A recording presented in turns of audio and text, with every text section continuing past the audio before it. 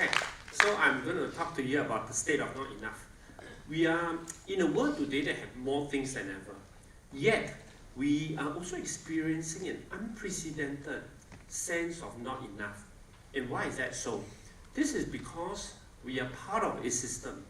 We are part of a system that makes sense to overproduce. Because it makes sense, it makes economic sense to overproduce, we are compelled to overconsume. And I'm going to show you this short 20-second video of what happened at some years back at the Black Friday sales in the United States. Okay, it's just 20 seconds.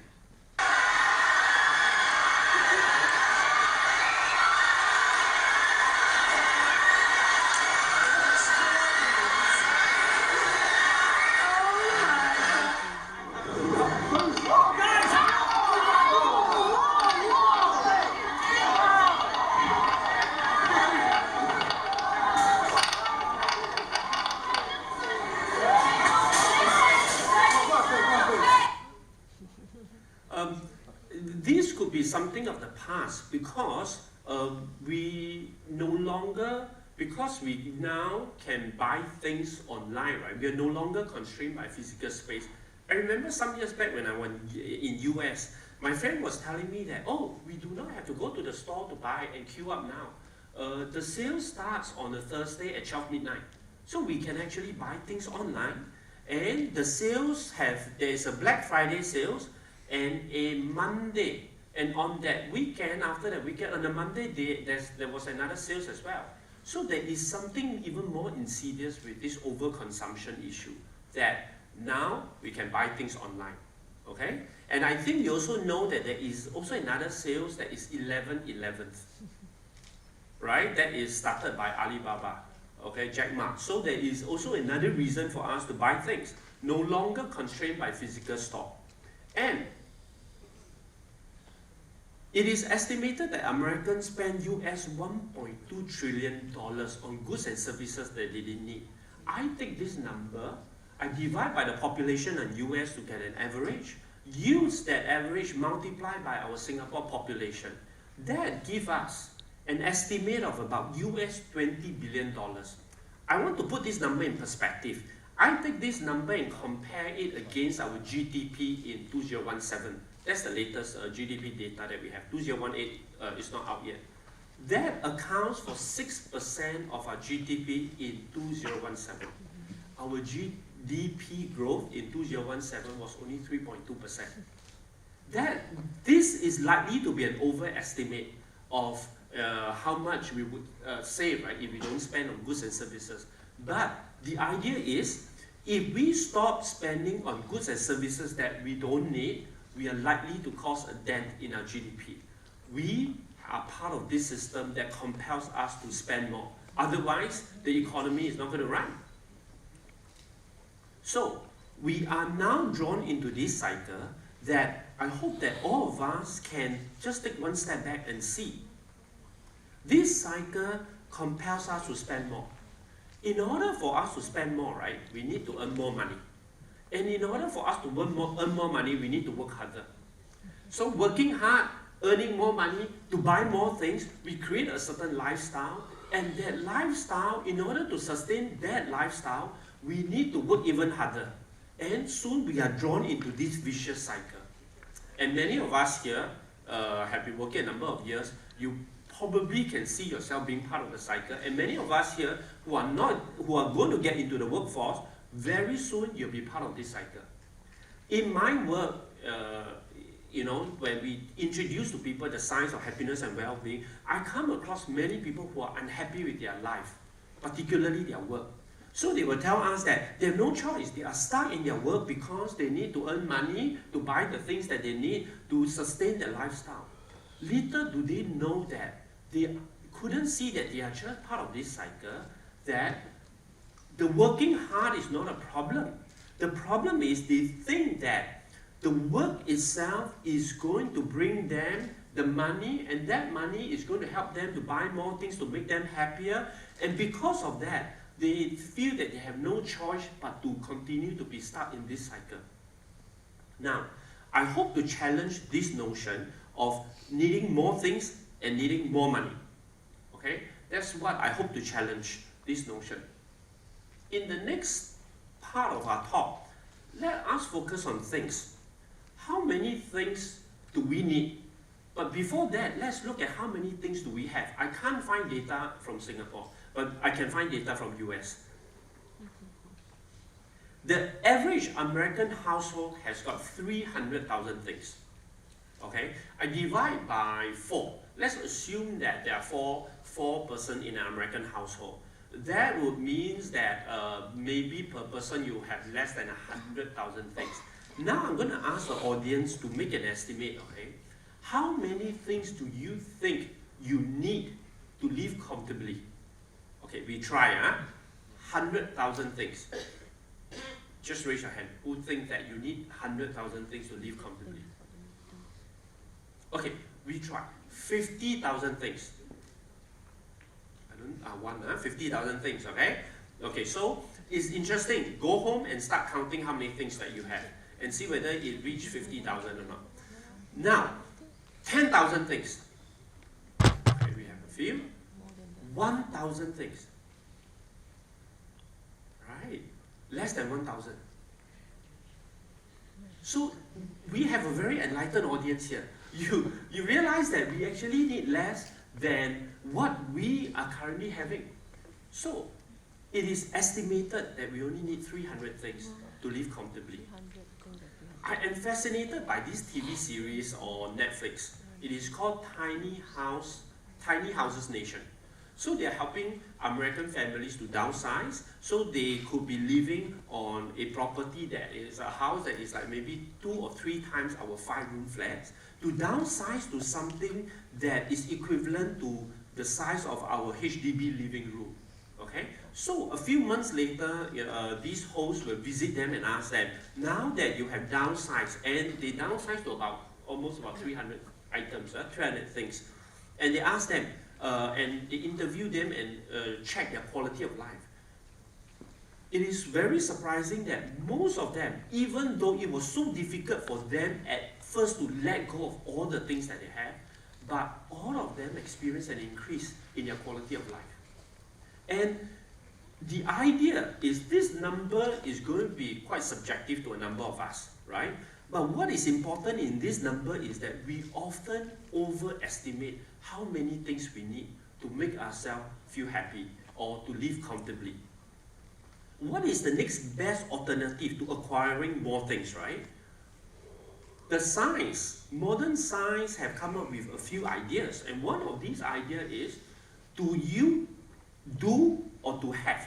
To have is to acquire material things. To do is to participate or to engage or to create meaningful experiences.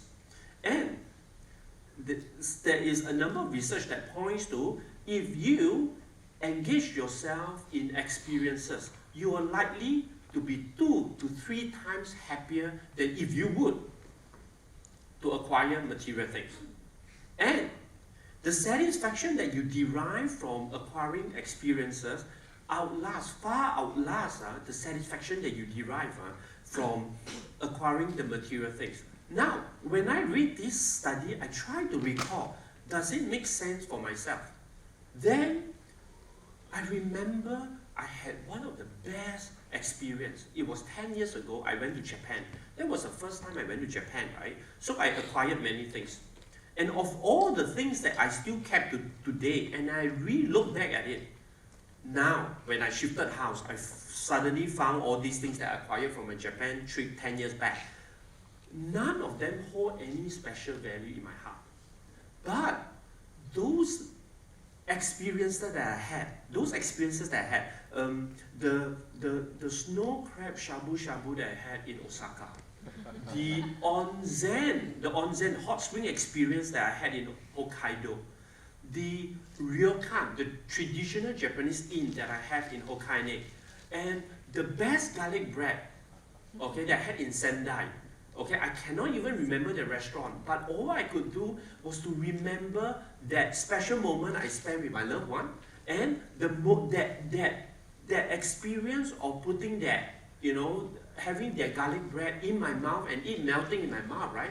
That experience after 10 years is continued to relive over and over again in my mind. And why is that so? Because what the science is showing us is this. When you acquire a material thing, almost immediately the novelty begins to wane off. But if you participate in a meaningful experience, that experience continues to relive over and over again in your mind.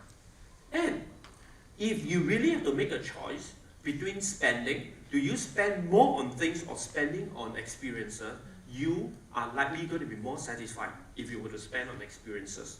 And what makes spending on experiences so valuable is because spending on experiences is derived from a finite resource. That finite resource is time. Even you are a beggar or you are a billionaire, right? You will not have more than 24 hours a day. And because experiences, beside the money, you need time to make sure experiences happen. It makes it so much more valuable than spending on material things. Because material things, in order for you to have material things, you need money. And money is something that you can always earn more. The perception that money is not enough is very real. I will come to money now.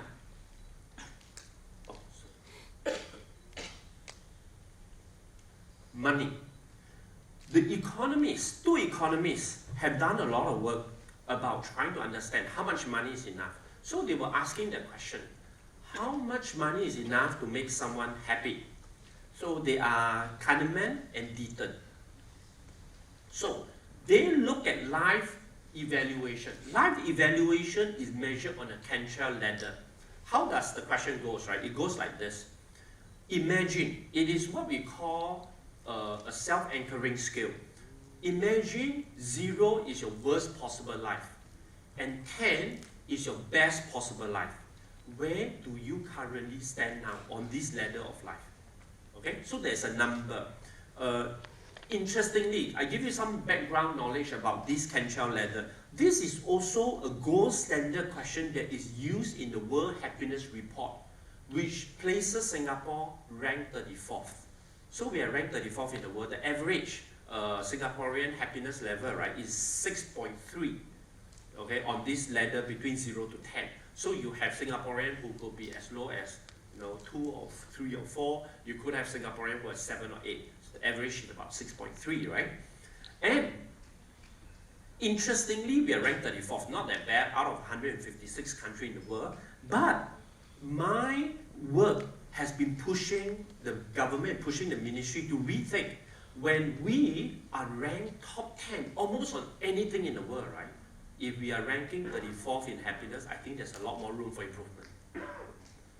That is one side story about this Cantrell ladder. Now, back to this graph here. What Kahneman and Deaton was doing is, they look at the annual income of a large sample of people, how much annual income they have, and they check and they ask them how they evaluate their life. And it makes sense because the higher annual income you earn, right, the more you evaluate your life as better. And I think it is pretty logical. Earning $100,000 a year compared to someone who earns $10,000 a year, right, we are going to evaluate a life as better. Now, the interesting thing is, they measure other aspects of happiness. They measure positive affect, which is positive emotion. They measure not blue, which means the absence of negative emotion. And they also measure the absence of stress. So as you earn more income, you will experience an increase in positive emotion. You will also experience an increase in the absence of negative emotion. And with more income, right, you're going to experience an increase in the absence of stress. But up to a certain point, and that point is called the cessation point. And that point has a annual income attached to it. It's US $75,000 of annual income. What does that mean? that means that beyond US $75,000, right, you are not going to experience a significant increase in your positive emotion, a significant reduction in your negative emotion, or a significant reduction in your stress. If we put that against life evaluation, you will continue to think that earning more money is going to make sense to you, that you will evaluate your life as better, but you are not any happier. Why? They come to this explanation that when you meet that number, the annual income of 75,000 US dollars, right, all your basic needs are met. When all your basic needs are met, the time that you spend earning the extra dollar is also the time that is taken away on spending on things that matters to you. Having that important experience with people who matters to you. It is a trade-off. So, beyond US $75,000, when everything are met, you are no longer stressed about anything else, all your basic needs are met. The more time you spend is also taking away, earning the extra dollar is also taking away time that you want to forge meaningful experiences. Now, we come back to this cycle that we are in. We think that we need more things, we need more money because we need to sustain a lifestyle, and when we sustain that lifestyle, our lifestyle don't stop there. Every time we acquire a new lifestyle, right, you realize that the next moment, your lifestyle will change for the better. And because your lifestyle change, you need to work harder, even to earn more money, to get more things, so that you can create a new lifestyle again, and that is the vicious cycle that we are part of. The system compels us to acquire more things. And we are drawn into this cycle, and when we are drawn into this cycle, it perpetuates a feeling of not enough. I am suggesting to you that to challenge our notion of more things and more money, so that if we can challenge that notion of how much is enough, right, I hope that we can live a life that is worth living. Thank you so much for your time. Thank you.